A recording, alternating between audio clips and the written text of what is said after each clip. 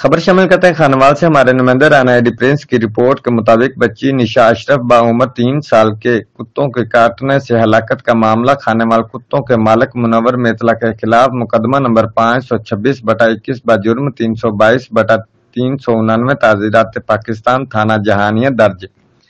खानावाल DPO Mohammad Ali Wasim के नामजद मुलजम की जल्द अज जल्द गिरफ्तारी के अहकामात। खानावाल कानून सब के लिए बराबर है, कानून से कोई बालातर नहीं। डीपीओ मोहम्मद अली वसीम।